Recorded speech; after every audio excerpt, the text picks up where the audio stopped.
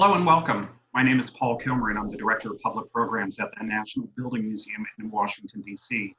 For those of you who may not know about us, the National Building Museum is America's foremost institution dedicated to educating the public about the world we build for ourselves. We inspire curiosity about the world we build for ourselves through exhibitions and programs such as this. But that's hard to do these days since the museum is currently closed due to the coronavirus pandemic.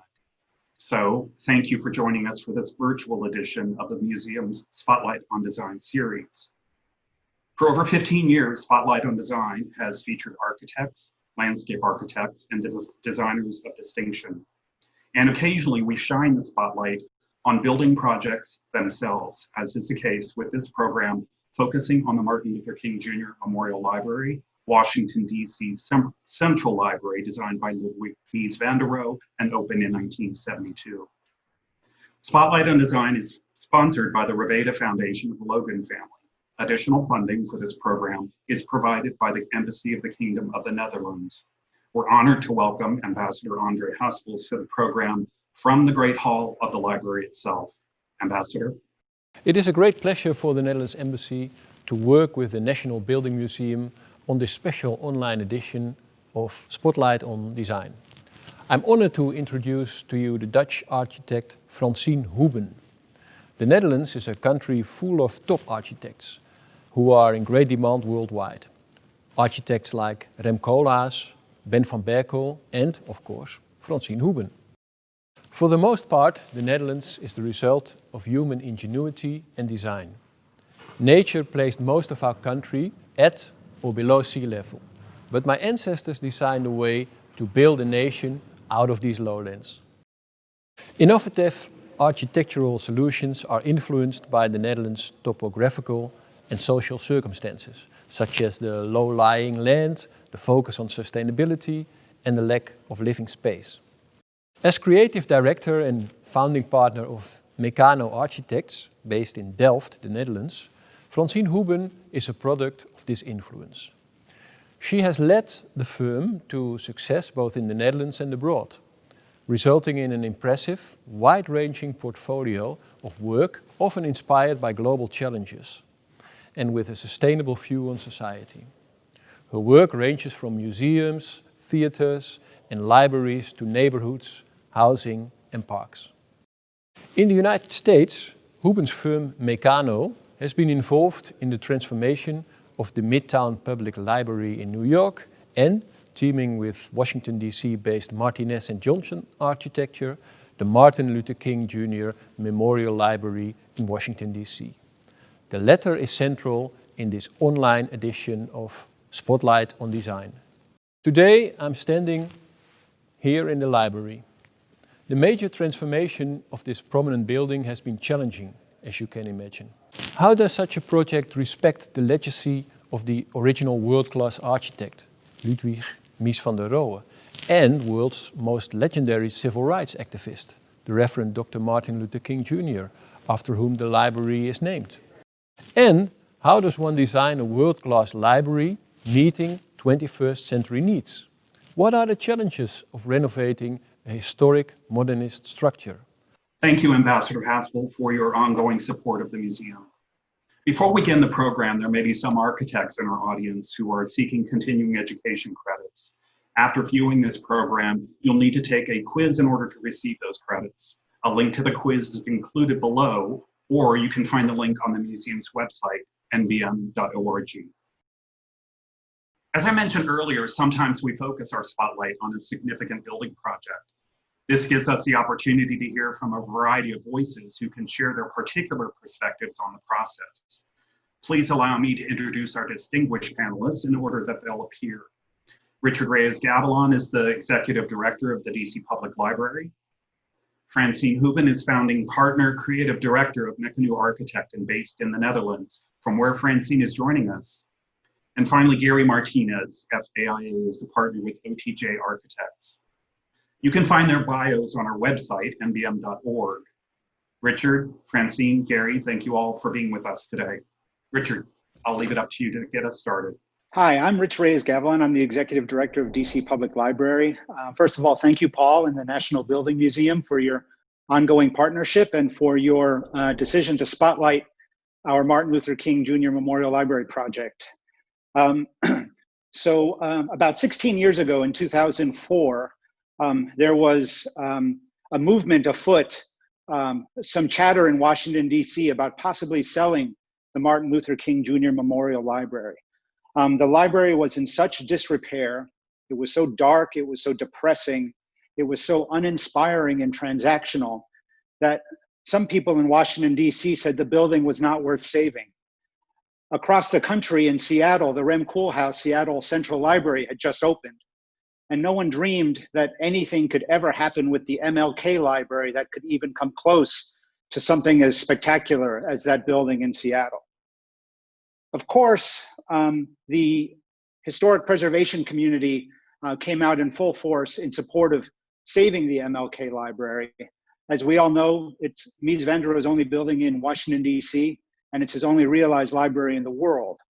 In addition, people felt that the fact that the building was named after Martin Luther King Jr., the first really significant structure in DC and possibly this country that was named after MLK, that was more important a reason to preserve the building. And we're all very lucky that it was preserved.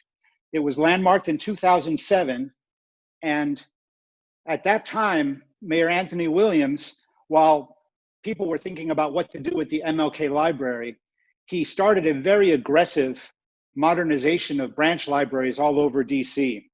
So in about 10 or 11 years, the city renovated or rebuilt about 17 or 18 new libraries with the help of David Adjaye and Phil Freelon and Max Bond and Bing Tom, some of the biggest names in architecture in the country and in fact the world. And all the excitement that took place around the building of this incredible campus of libraries galvanized support for the MLK Library. And after Mayor Williams left office, successive mayors continued to add funding to the project until we got to about $200 million, which is where we ended up in 2014.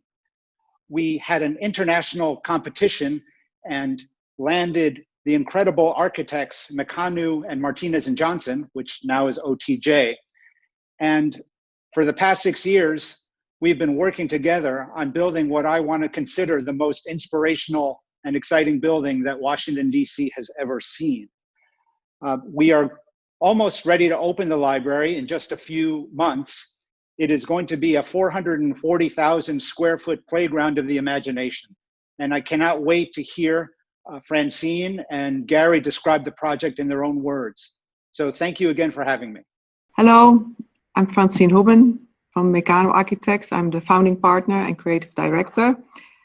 It's such a pity that I cannot come to Washington, D.C. today and see all of you and meet you and also even be in the building. But let me tell you the story about the design story of this building from the last 6 years. We started in 2014. At that moment, we were quite famous because we had done the library in Delft, but also the library at the Technical University in Delft. And that's also where I come from, where our office is based. It's in this very old city of Delft. And I started the office when I was still a student. And that's also where we did design the library. Why we were so interested in being part of this international competition, because as I told you, we did several libraries in the world, but we also had worked already in Boston on the Bruce Bolling Municipal Building. And we had a lot of experience in public buildings. And this is why I put this picture in, is how I often work, is try to observe, try to understand a city, try to understand the client, try to understand users. And that's also what I did for this building. So I did try to understand Washington, D.C., and to stand here on this famous spot where Martin Luther King said his words with, "I have a dream." I did try to understand the historical map of Washington, of the Pierre L'Enfant plan, and why this building, although it's in the grid, but it's in an offset, and why this corner of the Mies van der Rohe building across the National Portrait Gallery is so an important point in Washington, D.C. I was also amazed by the building. You know, what is this building? Of course, it very much looks like a Mies van der Rohe building. But at the same time, if you did enter at that moment the building, so it has this very much Mies van der Rohe sense, but at the same time we knew it was also full of homeless people. So how to balance, I always say it's very important for a library that not one group is so dominant that not the other groups feel welcome. So it's very important to make a building that feels very welcome for everybody. This is how it was at that moment, how people were waiting in the morning to enter the building. That was for me as a Dutch person quite amazing because the people were even brought by bus to the library and even picked up at the end of the day. Another thing what was quite amazing for me is that it looks like a very transparent building, but in a way on the outside of the building, the perimeter, it was all bookshelving and the people were in the darker spots, not in the daylight. And also the existing public stairs, the building has 4 cores, were very unfriendly and you didn't feel socially safe in them. So this is a small scheme, we made it so it's a building, rectangular, it has 4 cores, the 2 red cores are for the staff and the green ones, no sorry, I say it the wrong way, the red ones were on the left hand side were for the public and the green ones were more back of house and staff. So what we did turn it around.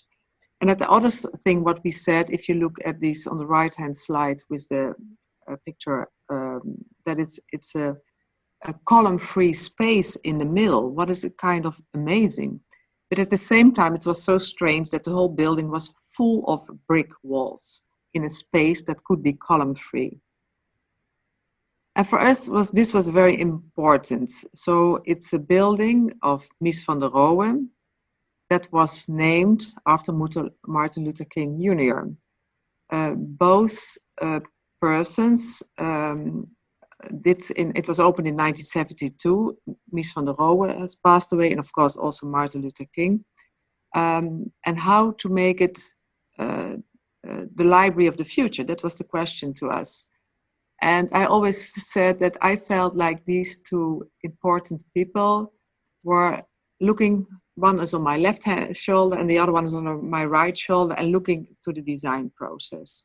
And also look, what we did also went into also all historical documents about the history of the building, but also we did try to understand the history of Martin Luther King. Also, if you look at this library, as it is picture, you have to realize that it's not only the only Mies van der Rohe building in DC, but also his only library.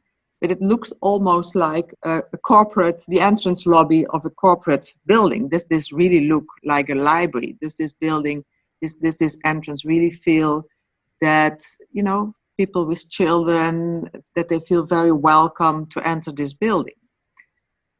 We started to make, during the design process, we did also this whole historical analysis. And I want to show you it in this documentary.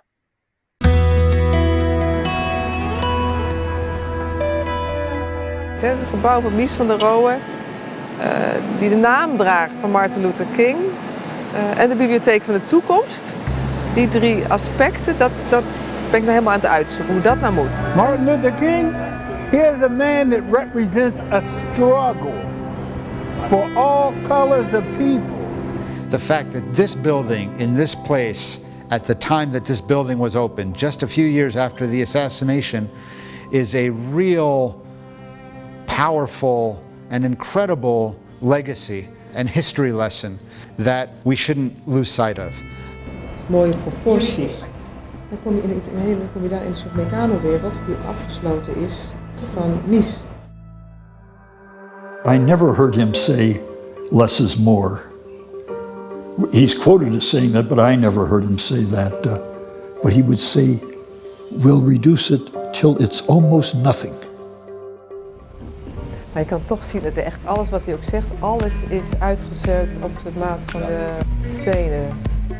En dit is die verschrikkelijke enge ervaring.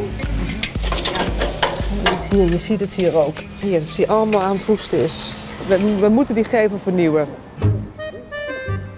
One architectural critic some years ago called this a soul-crushing black cube. And I understand what he was talking about, really. Alle boeken die staan in het daglicht en de mensen die zitten zonder daglicht. En dat is een hele rare tegenstelling. Weet ik niet, staat het nou in de allereerste originele tekeningen, staan dan ook al die muren er al in of niet? Mies die maakt eigenlijk altijd hele eindeloze horizontale ruimtes. Die stopt hij met een verticaal vlak. Maar ik vind toch dat die muur weg moet. Daarmee wordt de bibliotheek zichtbaarder en dat maakt het gebouw veel publieker.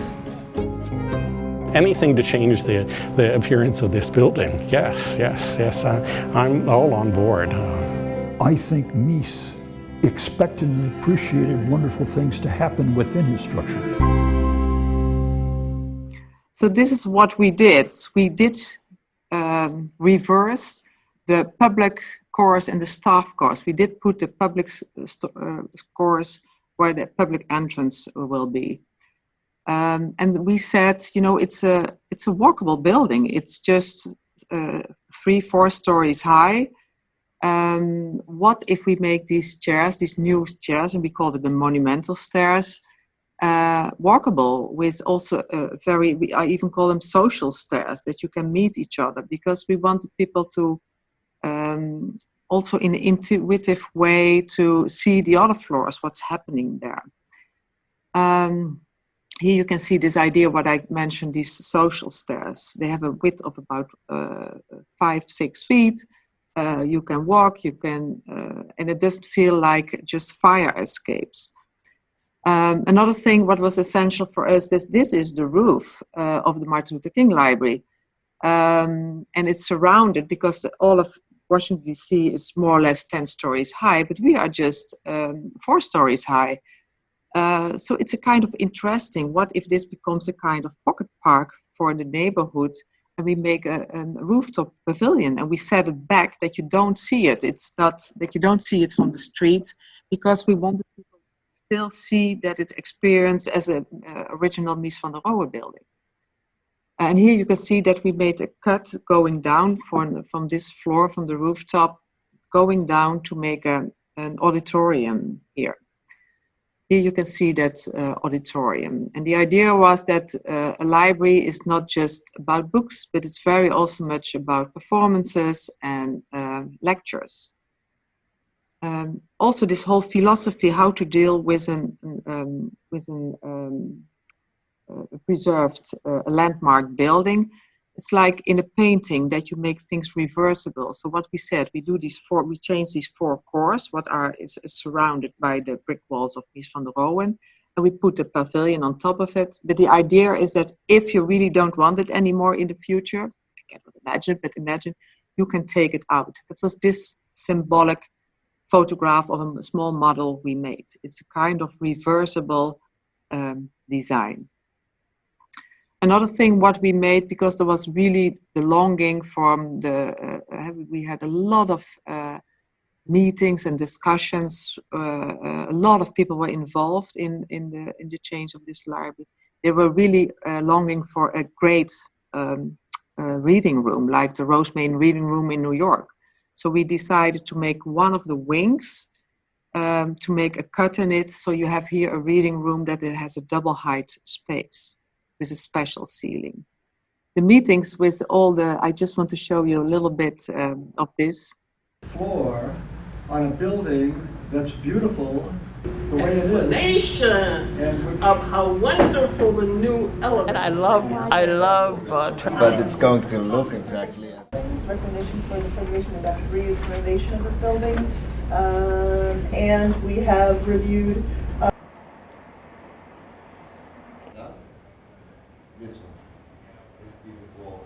I think it was the project with the most meetings I've ever had in my life, but it was very, at the end, it was very productive. And I think Gary will tell more about this. For instance, we had this kind of discussions. This was the original entrance. You see the brick walls and the glass, how it was positioned. But we wanted to open up that you could see the entrance and the new stairs that invite you to go up in the building. So in good discussion, we decided together to open up that corner. Here you can see it again. This is from the right-hand side of the entrance. To see that you can also that the stairs are not hidden behind the brick walls. And imagine that even we even created a children's slide in this building to go down from the second floor to the first floor. This is was the existing situation, the vestibule at the brick walls, and how we open it up, because we want people to enter from here or even from the Great Hall and invite them to use the monumental stairs. The Great Hall, this is also, it was, as I showed you, it almost looked like entering a lobby of a corporate office. So what we did, we kept it because it's a beautiful hall. But underneath this painting, we made a kind of a little bit of a setback with also a softer touch to improve also the acoustics in the hall, because the acoustics are not that great, but also to have a place where you can sit in an informal way or even have performances here. Or this, I sometimes said it's the most discussed corner of Washington, D.C. This is so unwelcoming, and that was the entrance to a parking garage underneath the building. And what we said, what if we could open it up to 9 and G Street, that it's also here is a place to drink, there's a nice terrace, it's also a little bit hidden from the sun because Washington, D.C. can be very, very hot. Also, what we decided to bring to the 8 level, this is the -1 level, to put there the Fab Lab activities, what are more dealing with noise things, and that you can change things there. And so this Fab Lab, we felt it's much better to put it on -1, but the beautiful stairs also go to the -1 level. And we also put here a lot of, because in libraries, toilets are always a big issue, so we put a lot of very good socially safe toilets here. We had a lot of discussions with with the staff also. A new HVAC system, water not coming in the windows. with no windows. For how many years? Model that for a bit to kind of this. I was in a space for 27 years with no windows at all. Providing a supportive research environment is important for yourself.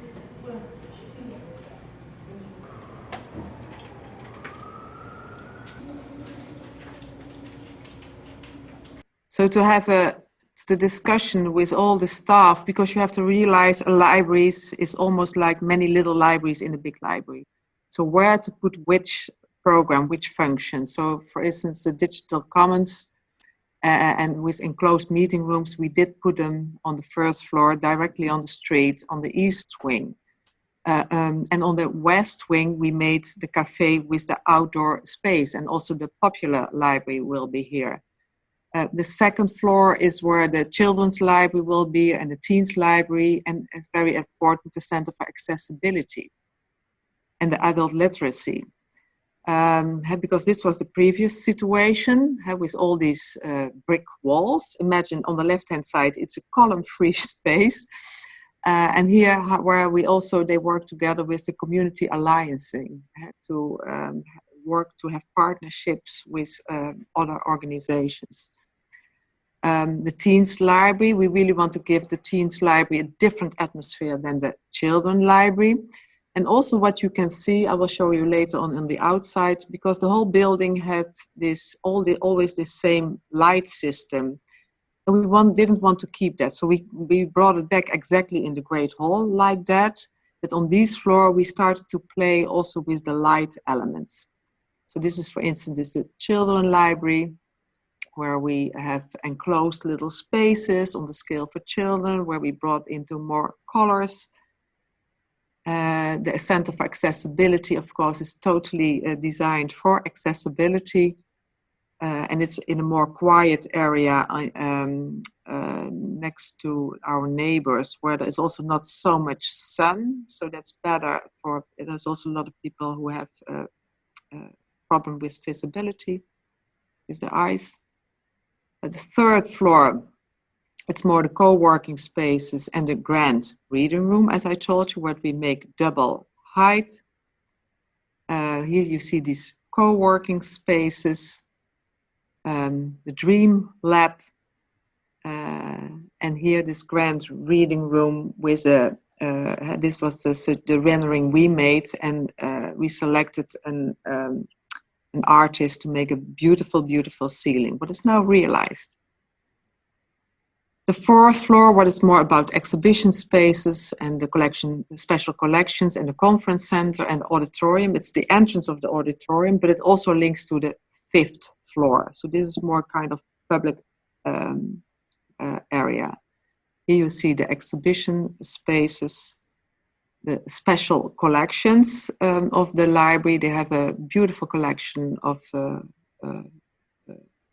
they have a beautiful collection in the library. We also designed a table here you see in the middle with the floor plan of map of Washington, D.C. And the auditorium, what takes the fourth and the fifth floor, with on top of it is the roof of the pavilion. Here you see the fifth floor with the auditorium, and here it's where is the event space, also for many events. And what is so nice, because we made a roof that is really, it was a big overhang. So it feels very comfortable when it's raining or when it's very hot, that it's really very nice to sit outside. And it really fits also to the climate of Washington, D.C. We made it totally green. And with a lot of beautiful planting, what's very good for the biodiversity and make the city, the heat balance of the city much better. So this was the previous situation with the rooftop, and here how it changed. And I remember I was there when I last time was, he was rich, he was even coming up with the idea to do some urban farming on top of the building, because it's a huge roof. Here you see our renderings, as I told you, with the big canopy, the big overhang, what protects you from the rain and the sun. We also want these gardens that stimulate your senses, that it's interesting, that it changes with the seasons, and it's a beautifully done collection of plants. The corner of 9 and G Street, the way it was, as you could see, is also all the light was always the same, that it looks like an office building.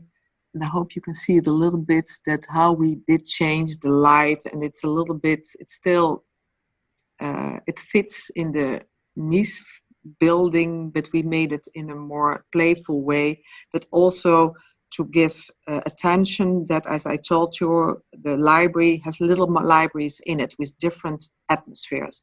It's not the whole building with one atmosphere. The library, of course, did close, and it took us how many years now? I think it's 3 years. It took it to close. It was closed 3 years ago. That was even for me an amazing operation. You can see the Great Hall is so big. We had our side office in the Great Hall, and that just fits. To get out of all the shelving systems, it was an amazing operation. It was always a very collaborative process. So I'm very happy with the whole teamwork we did all together.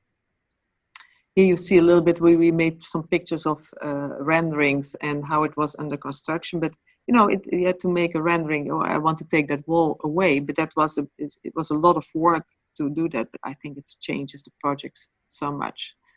or to make this cut and make this auditorium. You can see on the right-hand side the picture on site, but I think Gary will tell more about it, of how the monumental stairs, every time I came there and the stairs were more detailed, it was a very beautiful process and very well done by the contractor. You see it still under construction, how it is in a kind of, we also wanted to make clear as a design concept, you know, what is Mies and what is Mecanoo. And that it's not, that it's very clear, and that we have a good balance about that. Here you see the opening of the entrance of the hall, a picture that was made recently. But can you imagine that that in the building of Mies van der Rohe, that there is now a children's slide? I think Mies van der Rohe could never imagine this. But I think this is really, for me, and here was the view to the National Portrait Gallery, these beautiful gardens that we have now. And maybe to end my story, it was a journey.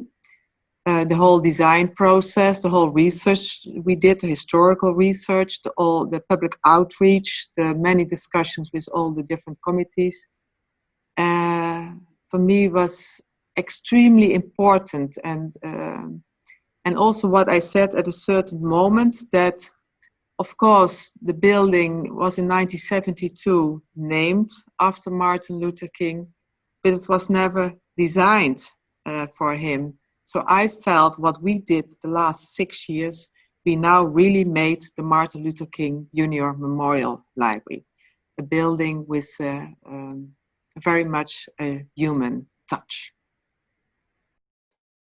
Hello, my name is Gary Martinez, and it's my honor to be able to share with you the continuing story of the revisioning of the Martin Luther King Jr. Memorial Library. To start off, I'd like to dedicate this discussion to the memory of my late partner, Thomas Johnson, FAIA, who was the driving force in our efforts on this project when we were Martinez and Johnson Architecture. It's been my privilege to carry this project on in his name, as we are now very proud members of OTJ Architects based here in Washington, D.C. for the past 30 years.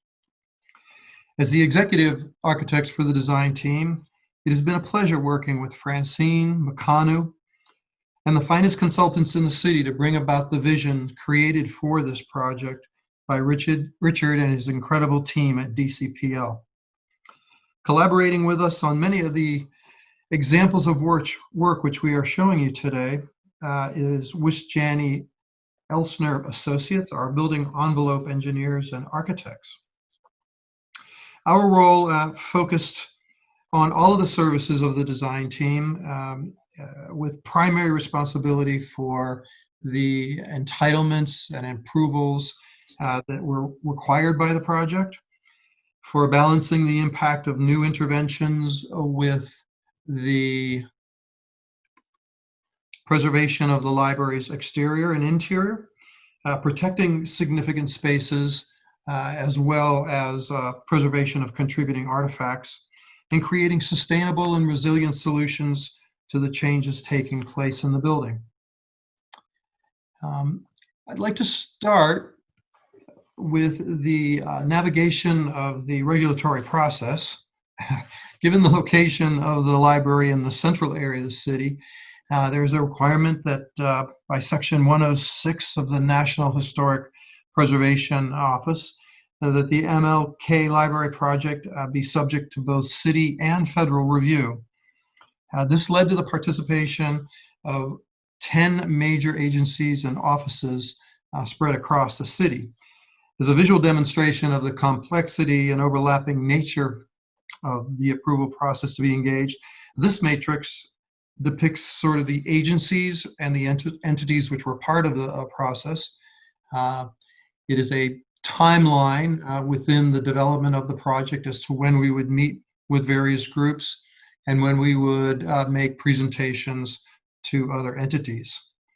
With the National Capital Planning Commission as the lead entity, the District of Columbia State Historic Preservation Office and DCPL made up the signatory parties to a memorandum of agreement which spells out the requirements of the project, the requirements for DCPL to meet for the project.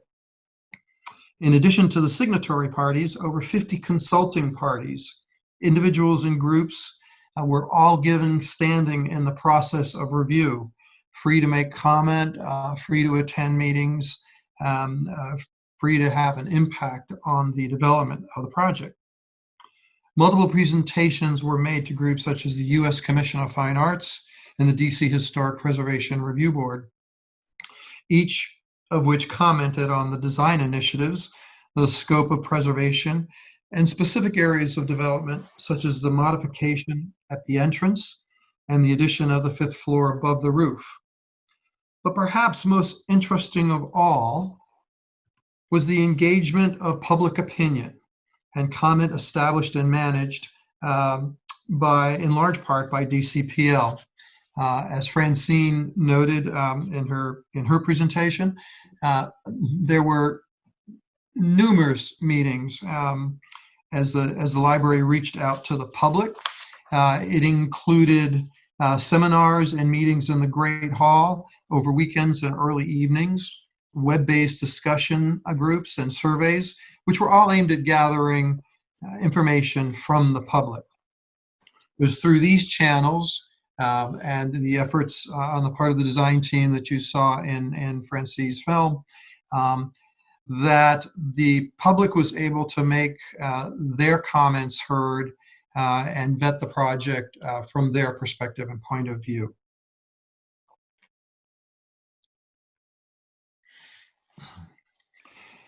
The challenges of protecting a historic modernist structure are really interesting. There's sort of just a number of different situations that occur with a modernist building that one might not have with an early 20th century structure. When considering preservation work on a building which is considered to be a modern historic structure, opinions can vary quite greatly. Here we have a quote from Wolfgang Eckhart, the architectural critic for the Washington Post when the building was opened in 1972, stating that he's not really sure if the building is still modern, that the fashions of architectural design have moved beyond the disciplined palette that Mies van der Rohe used to work with.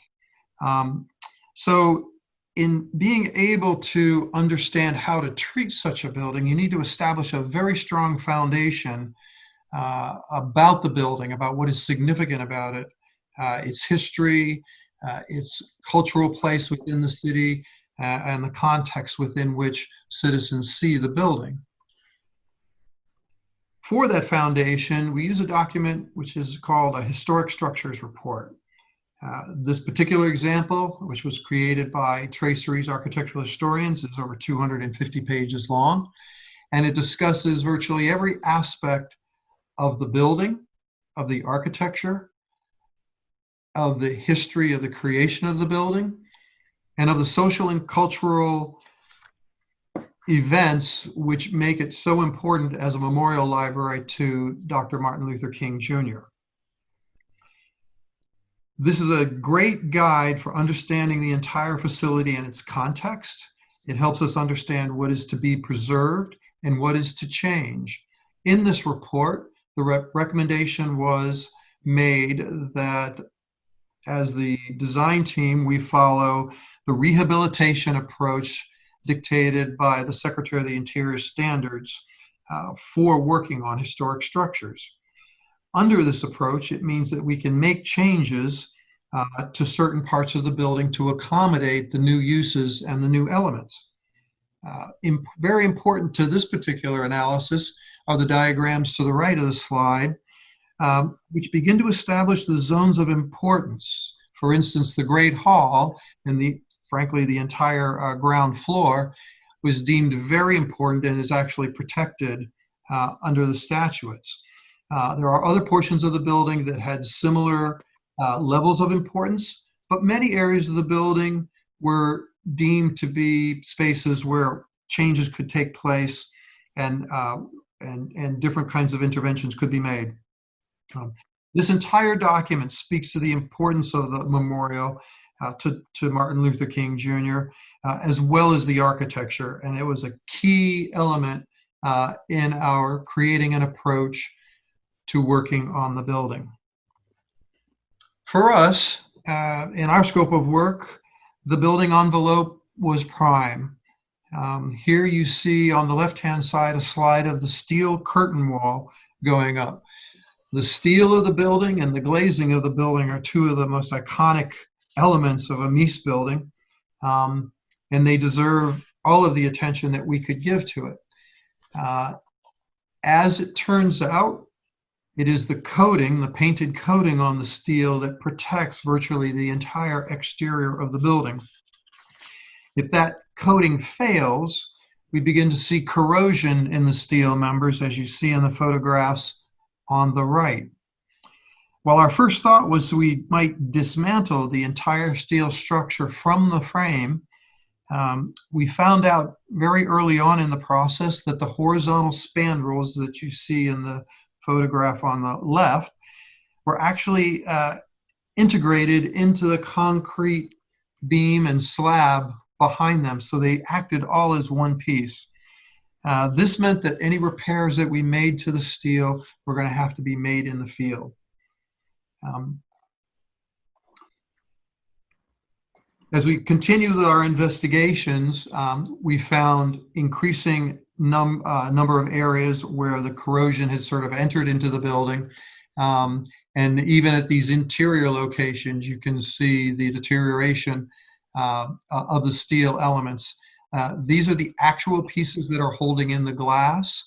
At the center photograph, right in the middle of the top row, you can see the glass is broken. There were very many pieces of glass that had been replaced, and they weren't always replaced with glass that matched the original.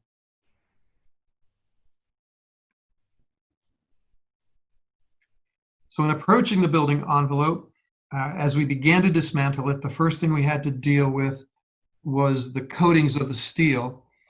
We were able to create a protocol for the full removal of the paint, going down to bare steel, and then recoating it with contemporary finishes. In July of 2016, mock-ups were created on the roof up at the mechanical penthouse area that you saw on the slide that Francine had, where we were able to test various abrasive applications of taking or removing the paint from the steel and then collecting it. We used coal slag abrasives and we used glass bead abrasives to see which element would give us the smoothest surface, the most consistent surface to have as an to be able to apply the new paint to it. We also utilized chemical strippers for particularly difficult areas to reach. The goal of all of this was to achieve a near white blast cleaning, meaning that the surface was as clear of any old paint, anything that might damage the adhesive properties of the new materials that we were going to put onto the steel. Average surface profiles were recorded for consistency and cleanliness. We began with primer coats of two different coating systems. One was a PPG Coroflon system, and the other a Tennemic coating system. Temperatures of the days when the material was applied and the humidity at that time were recorded, and wet and dry film thicknesses of the applications were taken. Once the primer coats were finished, we then proceeded with an intermediate coat, which you see as the gray paint on the steel that's on the right-hand side, and two finish coats of the actual black paint that was being specified for the building. The name of the color, which Mies liked to use, was Detroit Graphite Black, although he had stated in several occasions that what he really liked was Detroit Graphite Black after it had been on the building for a year. Our supposition there is that the glossiness of the new paint had gone away by that time and he liked the matte finish. Concurrent with the work that we were doing on the coatings, a glass investigation was going on. The goals here were both aesthetic as well as performance related. Many of the units had failed and had been replaced. They were different colors of bronze, and there was extreme distortion in most of those panels. Each unit of glass that you see in the diagram on the left is approximately 10 feet 6 inches by 8 feet 6 inches. However, not all of the glass is the same size. In any given tripartite bay, the centerpiece is 7 3/4 inches wider than the two flanking pieces. So there is an ABA rhythm in each of the bays of the building. Searching for high performance glass that could do what we wanted it to do for the building was pretty difficult. As it turned out to be, there were only 3 manufacturers who could create the kind of glass that we needed to perform on the building. Since the building is under LEED certification, we needed to improve the thermal performance of the structure working only with the steel and the glass. So for this particular application, while the original glass panels were a single pane of 3/8 inch glass sitting in a 5/8 inch channel, we had a unit of glass that was 1 16 inches thick. It was made of 2 panes of annealed glass laminated with a polyvinyl butyl film to hold the 2 panels together. The outer pane is clear with a low E coating, which gives us improved thermal performance. And the inner pane was a tinted bronze panel, and the 2 pieces together made up that wider thickness, which meant that we were going to have to change the framework of the steel to accommodate the thicker piece of glass. Now, this was deemed to be an extremely important change in the building because the design of the building in many locations have the patrons sort of sitting right out at the edge of the building, and we wanted to make sure that they would be comfortable in those locations.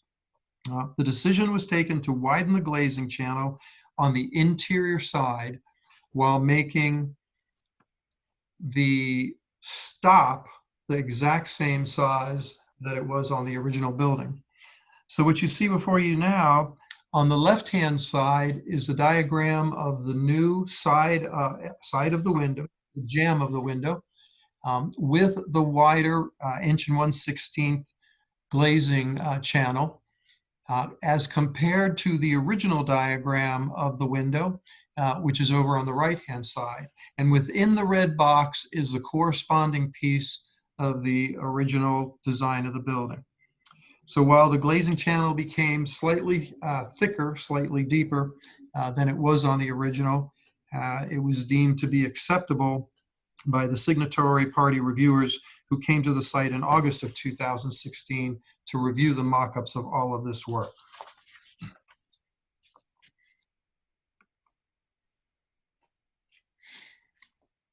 I'd like to spend a little bit of time speaking to the interior interventions. Francine spoke very eloquently about the design imperatives for the project.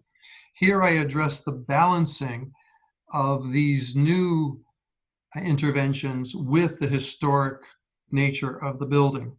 For instance, in the area of the grand stairs, which were right at the entrance, the 2 stairs that you see in the boxes in red, and the photograph which you saw previously of the condition of that historic stair, you can see it was a very utilitarian piece that they had put together in the original design. Now, the grand stairs that were designed by Mecanoo had several iterations and configurations, but in the final configuration, in the final solution, we see in this diagram of the plan, there's nearly a surgical insertion of the new stair into the area that was occupied by the old core. Now, this is extremely important because we are disturbing as small a footprint as we possibly can of the historic building for this stair to accommodate the design of the new helical stair. This approach and the careful consideration of how these elements fit within the envelope of the existing building enabled the regulators to accept the new design, and we were able to move forward with the project.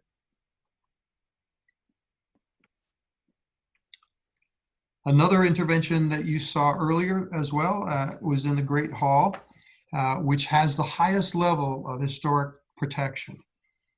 On the left, you see the photograph a little bit later, perhaps than the one that Francine had, because the murals, which were done in 1986, have been installed into the hall at this point in time. This is a really interesting piece because while we were making changes there to accommodate the informal performance area that you see on the right-hand side, this is also the location of the King murals. This is an extremely important cultural and social acknowledgement of the memorial library aspect to Dr. Martin Luther King Jr. In the publication Walls of Heritage, Walls of Pride, there's a conversation with the muralist Donald Miller, who, as I said, created this mural in 1986. It's 56 feet long and it's 7 feet tall. It's one of the really memorable moments specific to Dr. Martin Luther King Jr. in the Great Hall. As the muralist, Miller was focused on heroes who made an impact on the life of Black Americans, with particular attention to people who had gone against the status quo. So in his choice of subject here, he's depicting the life of Dr. Martin Luther King Jr. His family, the pastorship, his time in jail, his actions as a part of the Southern Christian Leadership Conference, and even his opposition to the Vietnam War. All of this makes this particular moment a very special one in the library, and it's because the murals were removed, were restored, and then were reincorporated back into the new design. Again, this is the balancing of sort of respecting the heritage of the building while at the same time creating a new sense of place about it.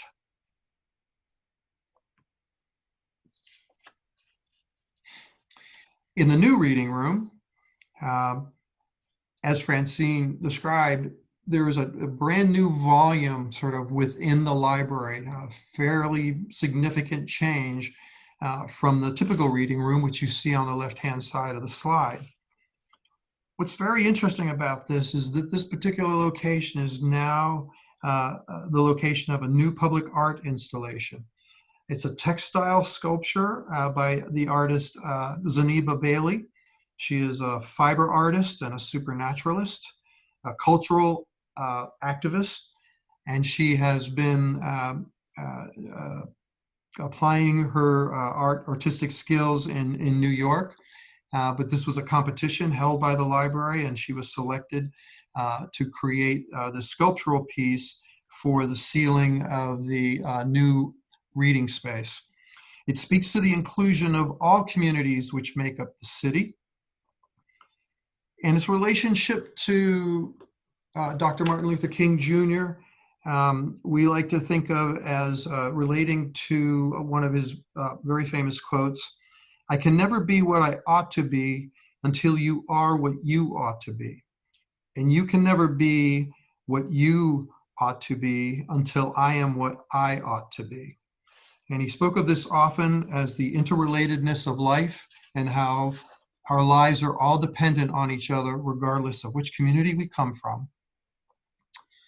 Yet when the volume is seen from the upper level in the reading room, the glass walls of this two-story volume still render the space in a fashion that's not dissimilar from the historic reading room perspective, which you see on the left. You can notice in the rendering on the right, the glass enclosure, which closes off the top part of the volume, is very similar to the glass walls that one sees in the reading room on the right. Again, creating a new event in a historic context, but doing it in a way which acknowledges what the historic context was, is what allows us to be able to move forward through the regulatory approval process.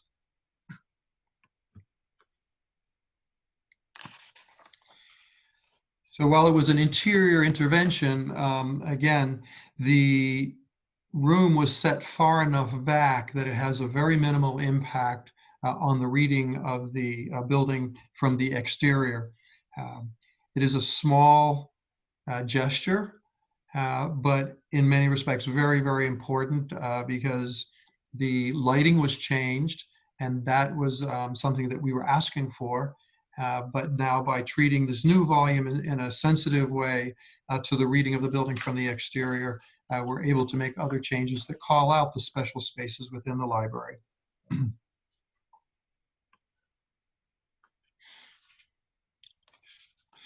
To sustainability for a moment, the building is nearly 50 years old, and it never had a major overhaul of its mechanical systems and all of the systems that are designed for a comfort within the library.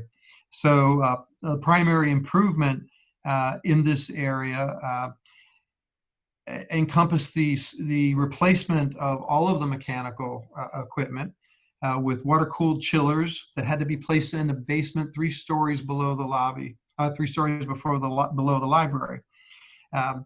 We had to create an opening in the sidewalk for access to get the units down there, and even at that, some of the units had to be disassembled on the surface, taken down into the mechanical space, and then reassembled. There are a number of air handling units within the building, 45 air handling units. Some of them are single zone units with a variable frequency drive, and some of them are variable air volume units. Just different ways of being able to control the atmosphere and the temperature of a space on such a large building without having to make the entire floor change at the same time. The heating is done by a connection to the district steam system, and then sending that to hot water converters, which then feed to the air handling units. Other sustainable items in the project relate to the new open spaces that were created both up on the roof and at the northeast corner of the building. As discussed previously, they create new experiences to be enjoyed by the patrons as they explore the building, and at the same time sort of lend their unique character to the wellness of the folks who will be using the building. Down at the corner, you can see here the radical change that the new terrace off of the cafeteria area, off of the cafe area at the first floor made in creating a connection for the library, a new connection for the library to the city. The reclamation of this corner, as opposed to it being the drive entrance to the garage below, was hotly debated in the regulatory process. And again, while it may not seem like much, just keeping the base of the new wall, which has the glass barrier there, keeping that base in the original brick made the difference in being able to get approval for the scheme as opposed to having to abandon it. Right now, as the project currently stands, we are between 58 and 61 points on the cusp of LEED Gold, and we are doing everything we can to work to achieve that. I think just in summation, you speak about a project that is just so overwhelmingly interesting, and just at every corner you could spend all afternoon talking about what had been done. I think perhaps maybe the best summation I've seen is noted by the U.S. Commission of Fine Arts, and I'm just going to read it. The Commission members expressed strong support for the general approach of the project in balancing the preservation of this Mies van der Rohe design building with the enhancement of a facility as a contemporary, metropolitan flagship library. And in that statement lies what I believe is the success of this approach to the building, of all of the work that the design team did together in creating spaces that, while honoring the past, really open the library to a new future in the 21st century. Wow, that was fantastic.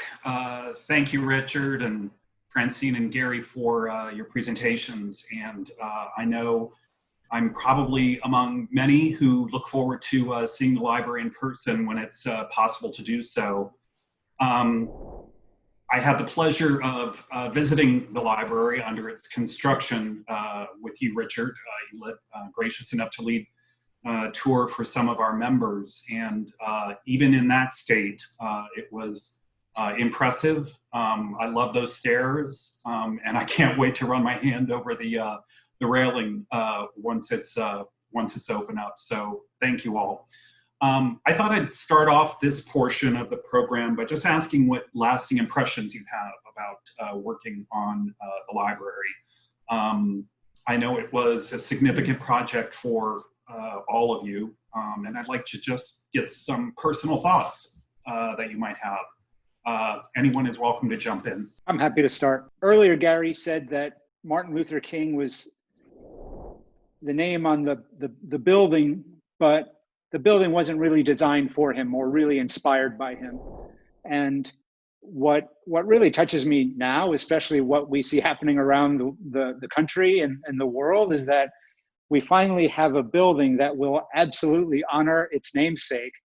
And the programming that we're building around that library will also be inspired very much by these ideas of social justice and racial justice and dignity and delight. So I'm just so proud of what ultimately this building looks like and who it's named after. And now our job is going to get even harder because we have to keep on earning that honor in everything that we do going forward. So we're just excited and thrilled and humbled. Francine, Me, yeah. Yeah. For me, it's one of my maybe most important projects, because also about this journey. You have to realize a lot of architects think that Mies van der Rohe is important. But in a way, all the discussion we had with all the committees, and especially with the public outreach, the only one that really was important was Martin Luther King. And how to serve his philosophy and to really, as I told you, I'm now designing a building for Martin Luther King. That was my conclusion. Was such also an emotional thing, and also the whole discussion we had with Rich and the library and public outreach, how to serve this, because is it just hanging in a mural? Is that Martin Luther King, or is it a boost, or is it so at the end it's very much, and Rich can tell much more about this, also about the program, but also what I realized is that his values are forever. It's not linked to the 60s or the 70s. It's all these values of Martin Luther King are still very, very important. And so to give this Mies van der Rohe building this, what I call this human touch, and I hope people will recognize that, it's really honoring him. So that's how it's, this journey. And also what was also a very emotional moment for me, that we did find the original project architect. He's still alive, he's in Chicago. And Rich, I would hope that we could, his health is good enough, because he must be in his 80s. We should invite him to come. Because he was for me very important. Also for me, the responsibility not only to understand Martin Luther King, but also to understand Mies van der Rohe and his whole philosophy and what he meant. And of course, the project architect was extremely important in that one. And he could really tell us about certain issues. And it gives us also a strong feeling that we did research really everything. in an academic way also. So we could also really convince all the committees we had to have, the national, I don't know, remember all the names of all the committees, but we did it in a very serious way. Also this research, we did it together, not only with the people from, and our consultants, but also with the academic people from the Technical University in Delft. So we made really an academic project of that. So that we have done so much research, and also making this documentary was for me very important in the whole in the design process of this building, because the documentary was made at the same time that we were designing and having our public outreach. So I cannot wait to come to Washington, D.C. again. Gary, how about you? Lasting impression or thoughts? I think there's no question. I mean, this was a project of a career of a lifetime for me, and I know especially for my partner Tom.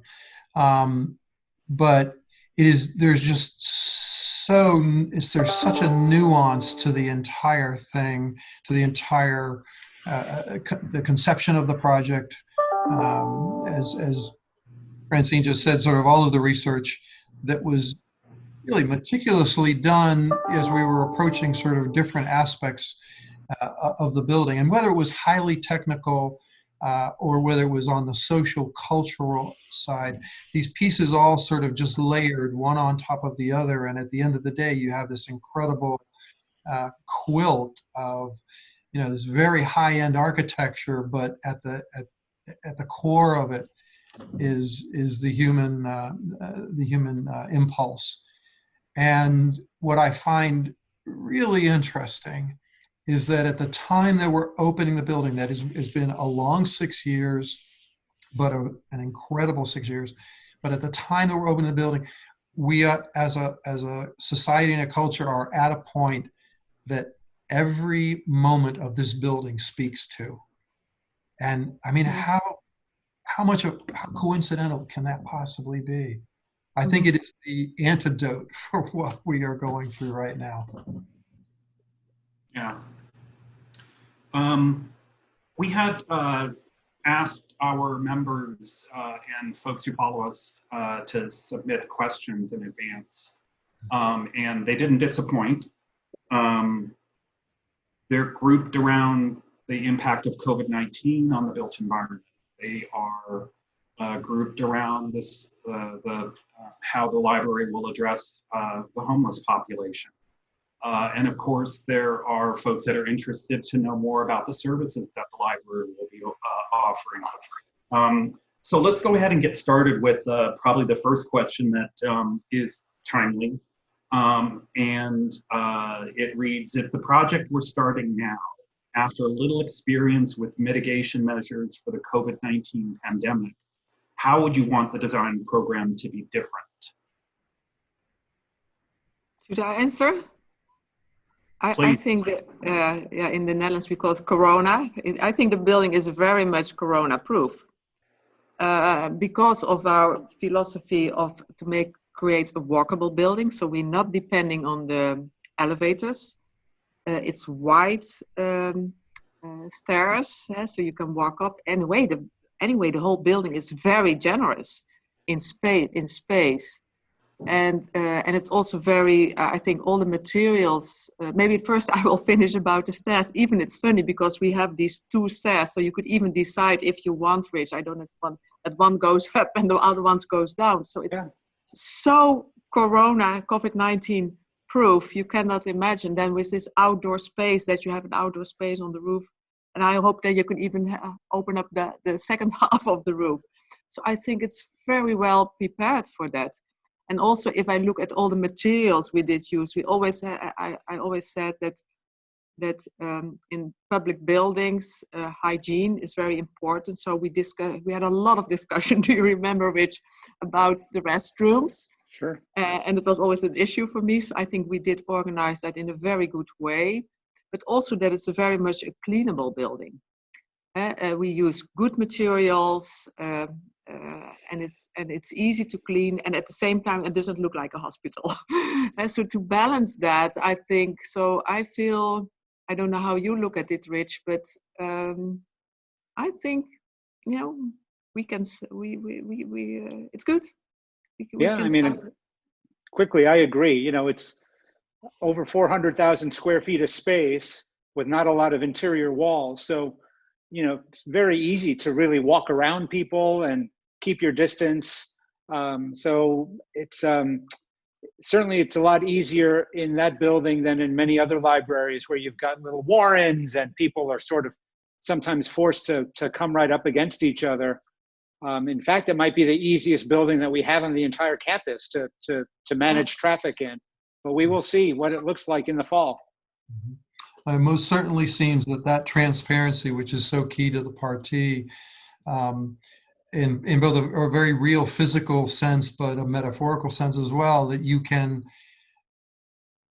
project sort of what your trajectory might be through the building because you can see where you need to go. You can see what's right.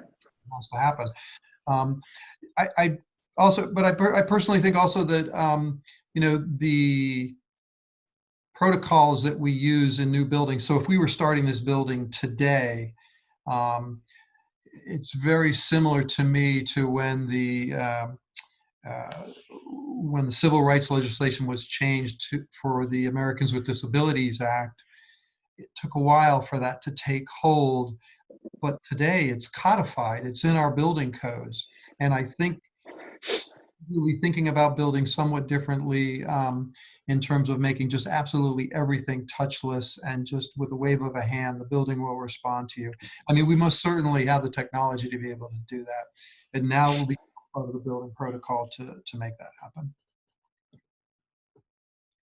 And maybe one thing I personally would like to add, if we would design it now, is what I learned the last years, that we try to also to integrate more, like also in libraries, urban farming, and that's possible on this roof because we have so many roofs. That I heard which you told me last time, that even people in the city are interested, because you always need volunteers to it. And that would be, if I would start now, I would include it more, but it's still possible. Sure. Libraries are a key resource for vulnerable populations, including the unhoused.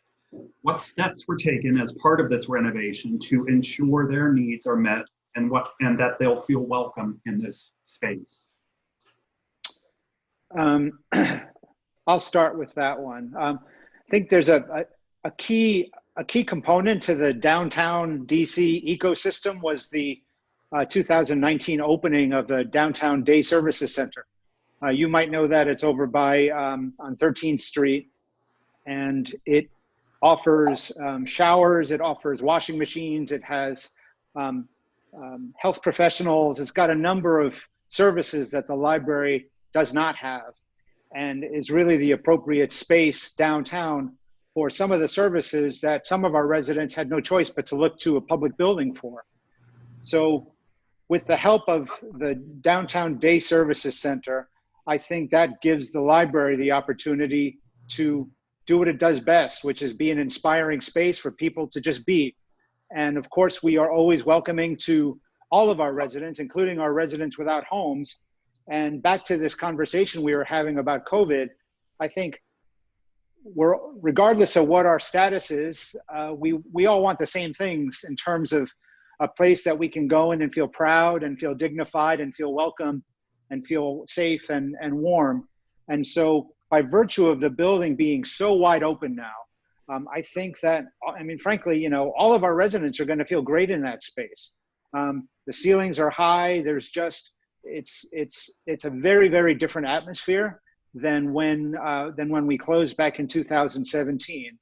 And that's not speaking at all to the services. Of course, the library still has a social worker on staff, and we've got peer navigators on staff. These are individuals who themselves have experienced homelessness, who are now going to be doing direct outreach to residents who are coming into the library with information and even help just getting referrals to housing, to health, and a number of other important needs.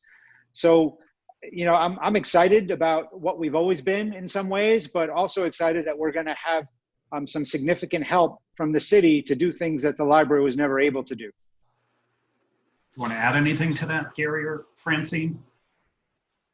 Well, I mean, Rich is just spot on with everything that he said.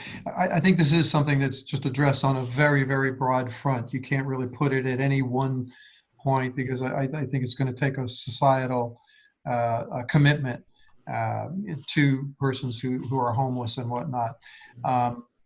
And the library is well positioned to do those things that it does well. And the idea that there are services there to help people, they don't have to just feel abandoned there.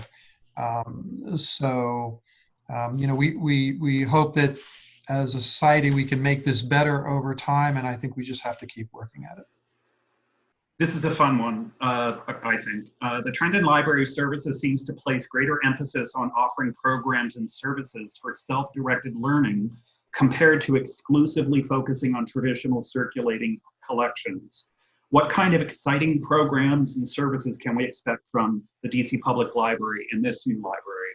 And before you answer, Rich, I have to say that one thing that I was really excited about is the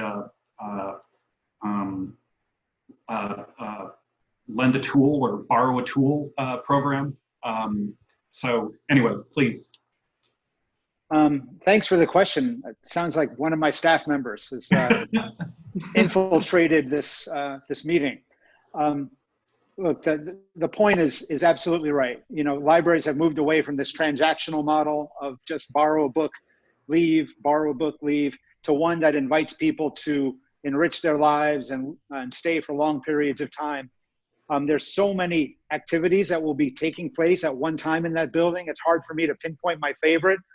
Certainly, Paul, what you're describing, our whole emerging technology center down on the lower level, that includes everything from a tool library to a studio space to dance rehearsal space to high-end technology for recording and capturing your personal history through digital archiving. There are so many different sort of micro programs that we've got in that lower level, including the tool library. I know is going to be very, very popular. And that's just one space within that 400,000 square feet. The fact that the kids' room is now no longer just a space for kids to get books, but a bit of a playground as well, with a slide that takes you down, almost down to the first floor, is something that infuses the idea of fun throughout the entire building. And then maybe among many, many things I could mention, I do want to stress that the building was built with this idea of community alliances. And we talked about that on the tour that you took, Paul. So we have designed a space on the second floor of the building within the sort of the great hall of the second floor, where we will have anywhere from maybe 6 to 12 different city agencies or not-for-profit partners working with the public, doing their things, leveraging the great location of the MLK Library and all the great services therein. So you could visit the library and get a book, but you might also visit the Department of Motor Vehicles and renew your driver's license. You might apply for healthcare. You might apply for unemployment benefits. You might actually get job placement. So there are all these various city agencies that will be housed within the library on a rolling temporary basis, 3 months, 6 months, 9 months, whatever it is. So the library really becomes almost a city within a city. And it's just wonderful, an idea for people to come into the building and have this sort of serendipitous discovery of not only services that they need, but all the great services that we offer as well. So that's going to be really, really popular. And it makes me wish I was a DC resident. Unfortunately, I'm a Virginia resident, so. We have reciprocal borrowing privileges, I'm sure, also. Okay. Your library card is good in DC, I'm almost positive. Terrific, that's good to know. I wanted to go back to COVID-19 and ask, how has the space been reconfigured to serve the needs of those who frequent the library? Earlier plans must have been modified for new requirements created by the need for social distancing and the need to ensure all patrons that they'll be safe from exposure to illness. How has that been worked out? And I think you may have touched on this already, Francine and Gary, but do you have any other additional thoughts to share? I mean, I think the most important thing that I'll say is that a lot of this really depends on what phase of the city's reopening plan we are when the building finally opens to the public. It was just announced that on Monday, the city is opening into stage 2 of the mayor's reopening plan, which will allow up to 50 people in a group using spaces. I don't know if we have to do a whole lot at the MLK Library, depending on what phase we're in. We may need to, for example, use every other computer in our computer lab so that people are not sitting shoulder to shoulder, but staying 6 feet apart. We may need to remove some of the chairs in the reading room, just so people, again, keep that 6 feet of distance. But again, you can put a lot of people safely into that building, and we have the generous outdoor space as well. You know, Francine alluded to the fact that not only do we have the main space that runs along 9th Street, but you know, who knows? Maybe we'll have to look at the space that abuts the First Congregational Church as well. I would just add to that there are some systematic applications that have to do with mechanical systems and the delivery of fresh air and the delivery of, you know, recirculating air in the library. A number of different protocols that are emerging, that are some that have been used in other health-oriented or industrial applications that are passive in nature, so they don't require the user to do anything, but provide a level of protection, you know, from airborne pathogens. So to me, this is something that's evolving so quickly. It's literally every week you pick up and read something new that no one was thinking about like 2 weeks ago. So I think that we have, you know, literally months, and there's going to be a lot of change between now and the time the library opens. Here's a interesting question. Was the decision not to allow more construction atop the existing building, that is several more floors for other programming, office, housing, etc., a short-sighted one? You know, I think that's a difficult question to answer. The fact of the matter is that we looked very closely at adding mixed use to that building, but you know, historic preservation being what it is, had we have gone forward with trying to do that, we know that we would probably still be years away from construction right now with all the lawsuits that we would be fighting. So, you know, one of the things that we looked at was what were the obstacles and barriers to adding additional stories to that building, and it was just not going to be cost effective based on the fact that the building is protected historically. So I think that maybe the broader question is, you know, do we need to have a larger conversation about what constitutes historic preservation and density around the city, and how do we use it more broadly, and how do we prevent the weaponization of historic preservation? But at this point, I don't think things would have been done differently at the MLK Library, even if we were starting from scratch right now. And maybe if I can add something to this, Rich. In a way, we started that we made a proposal when we did the competition to add housing on top of it. And that's, to be honest, also not easy construction-wise, but also the whole logistics. How to get to these buildings. So you start to mix up a public building with private issues. So that was very complicated, although I think we made a nice design, nice composition about it. But at the same time, I was very happy at the end that it was decided not to do it, because, you know, we could add a pocket park. So this had this image that I showed you, that all of Washington, D.C. is more or less 10 floors high, and we are just 4 or 5 floors high. And that this becomes the pocket park that is still surrounded by buildings around us is really very, very nice. And also to have what is a library without an outdoor space. So I think at the end it was a very, for many, many reasons, like Rich just told us, I think it's a good decision for the city, what they did. I'll go a little further than that. I did touch on it a bit in speaking about the public discourse. It was interesting that in the competition, it was a part of the design brief and the firms all responded to it in very different ways. The ubiquitous response on the part of the public was, you're giving away a public treasure. And how can you do that? And it started very slowly, but as we kind of went through all the meetings that Francine was talking about, I kept hearing it over. It got to the point where I'd go out to dinner and somebody would recognize me and they'd come over and start talking to me about it, saying, you really can't do that. I personally think it was the time and consideration that the board and the library took to make the decision was impressive. And I think it may have been one of the finest moments of the entire project.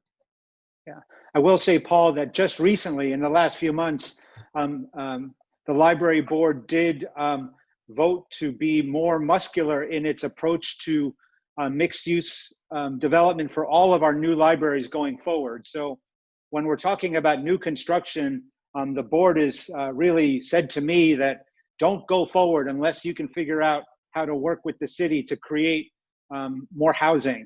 So really in support of the mayor's really noble goal of adding 36,000 units by, I forgot what year, and also with respect to the city's comprehensive plan, we know that housing is a cure to much of what solves, to much of what ails us as a society, and we do want to contribute to that more than we have thus far.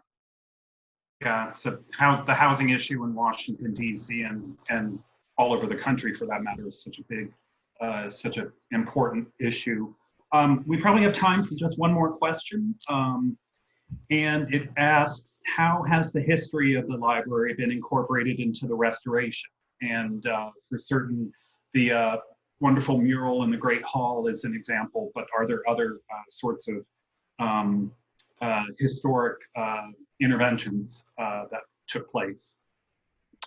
Yeah, so earlier Gary talked about the memorandum of agreement that exists between the library and the various regulatory agencies. And now one of the mitigating aspects of our ability to make changes to the building was that we would document the history of that building in really important ways, and especially document the impact that